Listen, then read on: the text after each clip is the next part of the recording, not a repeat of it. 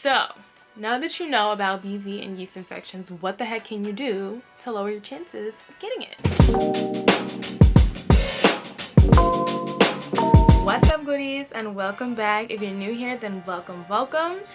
If you are already down with the squad, then thank you for tuning in again. And today we are gonna kick off the influence in Black content, and we're starting off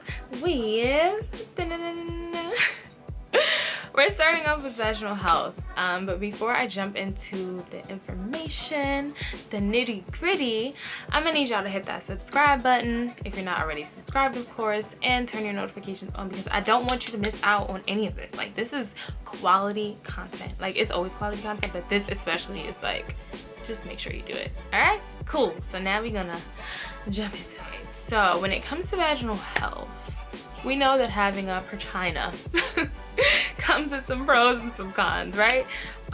Two of the most common infections that women experience are yeast infections and bacterial vaginosis, or also known as BV. BV is the most common vaginal condition in women ages 15 to 44, according to the CDC. And please note, non-white women tend to have higher rates of BV, right? So these are the two most common infections that women experience, and they're kind of like a pain in the butt, if we're being honest. They're totally nothing to be ashamed of. It affects so many women, like, it happens. They're just a pain in the butt. So I'm sure most women out there want to make sure that they're doing things that can help minimize or lower the chances of contracting those pesky little infections. All right, so first we're going to talk about the facts of yeast infections. So basically what happens when you get a yeast infection is there is an overgrowth of yeast in your perchina. There's yeast that naturally occurs in there, but when there is too little of the good bacteria that fights to keep it at a certain level, then that's when the overgrowth occurs. That's when you get the infection, the irritation, all of that stuff. The common symptoms of yeast infections are the clumpy discharge. People like to say the cottage cheese. You know, itching, inflammation, just overall irritation. Does not feel good, not a fun time. Some of the common causes, if you're on antibiotics, that may cause you to get a yeast infection, just because antibiotics kill all bacteria, both the good and the bad. So that is really just a formula for the yeast to flourish, because there's nothing to kind of keep it leveled. If you consume a lot of sugar in your diet, yeast live off of sugar, so that would also contribute to a yeast infection. If you wear super tight fitting clothes, sometimes it's not the best thing for your vagina. Or if you don't wear a lot of cotton underwear, that can also cause a yeast infection. So now that we know the symptoms and causes of yeast infection, let's talk about bacterial vaginosis, aka BV. As I mentioned, BV is like one of the most common infections that women experience. What causes that is there's an overgrowth of bacteria, and it affects your pH levels. A normal pH level is somewhere between like 3.8 to 4.5, so your vagina is actually acidic. Like, that's completely normal, and it should be.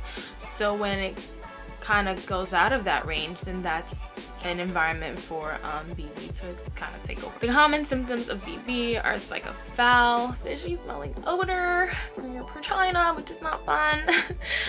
The discharge tends to be like thick, gray, white, or green in color, vaginal itching, and sometimes some women experience burning during urination. And now there are also some women that don't really experience any of these symptoms and may still have it. But yeah, so some common things that may contribute to you getting bacterial vaginosis. If you use vaginal deodorant that has a lot of fragrance, douching is actually really not good. Irritating products, stress, you know, there are a bunch of things that could kind of contribute to your pH just being a little out of whack.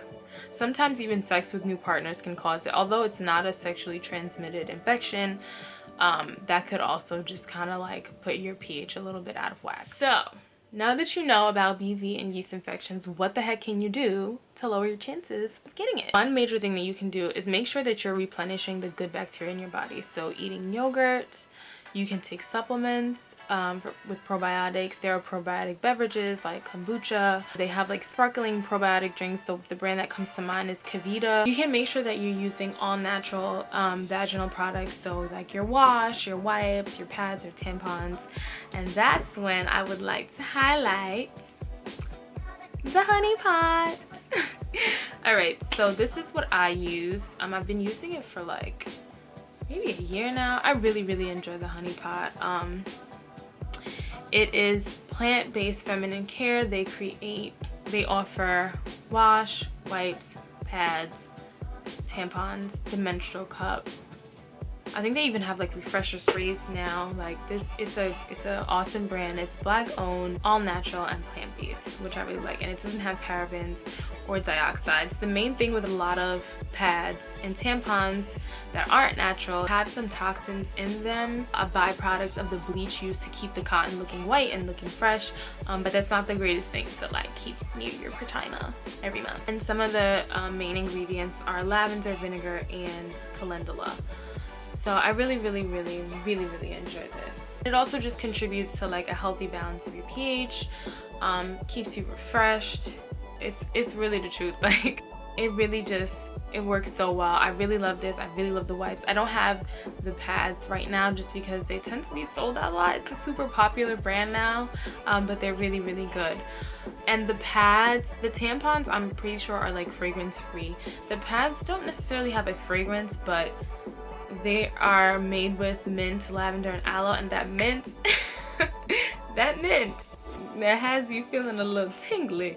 It's a little extra tingle down there, but it's really good. Another thing that you can do to lower your chances is make sure that you're wearing cotton underwear, something that's breathable, so your vagina does not overheat and get all like sweaty and hot and just not a fun time. Stress lowering activities, whether that's yoga, meditation, exercise. Make sure you're just doing something to kind of keep you leveled and in a good mood, because honestly your body, not just your vagina, but your body responds to stress in negative ways. So you could get sick, you know, your stomach might not feel well. Gut health is also tied to like mental health, so it's really important that you work on doing things to help lower your stress level. That's what you can do to help keep your perchina in good shape.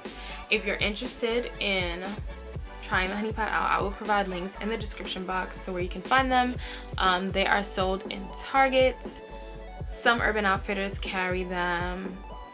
You can buy it on blackandgreen.com. You can buy it on Amazon. You can buy it at Walmart. There are a bunch of different places, different retailers that you can find these products. So if you're interested and want to check them out, I will have all that information below. All right, thank y'all for watching. I hope you found this super helpful. Stay tuned because we have some more content coming for you this week.